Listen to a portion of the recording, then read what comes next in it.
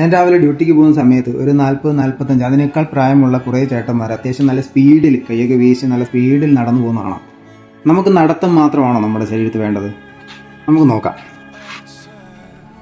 നടത്തം ഒരു നല്ല എക്സസൈസാണ് തീർച്ചയായിട്ടും. നമ്മുടെ ഹാർട്ട് ഹെൽത്തിനും ബ്ലഡ് സർക്കുലേഷനും ശരീരത്തിലെ കോശങ്ങളിലേക്ക് ഓക്സിജൻ എത്തിക്കാനും എല്ലാം നടത്തം നല്ലൊരു എക്സസൈസാണ്. പക്ഷേ ഒരു 40 വയസ്സ് കഴിഞ്ഞ ഒരാൾക്ക് നടത്തം മാത്രം മതിയോ?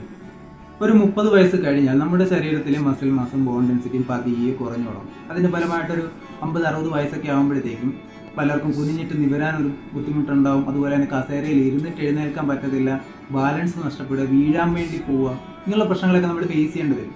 അതുകൊണ്ടാണ് അത് ഒഴിവാക്കാൻ വേണ്ടിയാണ് നമ്മൾ നടത്തത്തിനോടൊപ്പം തന്നെ എന്ത് ആഡ് ചെയ്യണം?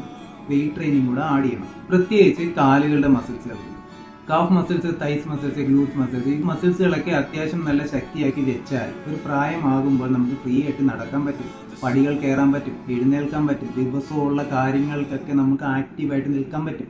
നിങ്ങളൊരു കാര്യം ശ്രദ്ധിച്ചിട്ടുണ്ടോ?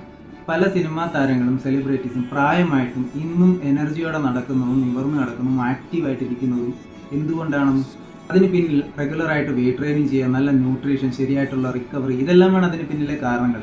നിങ്ങളും നടക്കുന്നതിനോടൊപ്പം തന്നെ ഒരു വെയിറ്റ് ട്രെയിനിങ് കൂടെ ആഡ് ചെയ്യാൻ നോക്കുക. അതുകൊണ്ട് തന്നെ നിങ്ങൾ അടുത്തുള്ള ഒരു നല്ല ജിമ്മിൽ ജോയിൻ ചെയ്യാൻ വേണ്ടി ശ്രമിക്കുക. ഒരു ജിമ്മിൽ ജോയിൻ ചെയ്യുക എന്ന് പറഞ്ഞു കഴിഞ്ഞാൽ മെഷീൻസ് എടുത്ത് വർക്കൗട്ട് ചെയ്യുന്നത് മാത്രമല്ല, ശരീരം നന്നായി മൂവ് ചെയ്യാൻ പഠിപ്പിക്കുന്ന, സ്ട്രെങ്തിനൊപ്പം balance, mobility, flexibility, functional movement, ഇതെല്ലാം പഠിപ്പിക്കുന്ന ഒരു നല്ല കോച്ചുള്ള ഏതെങ്കിലും ഒരു നല്ല ജിമ്മ് തിരഞ്ഞെടുക്കുക.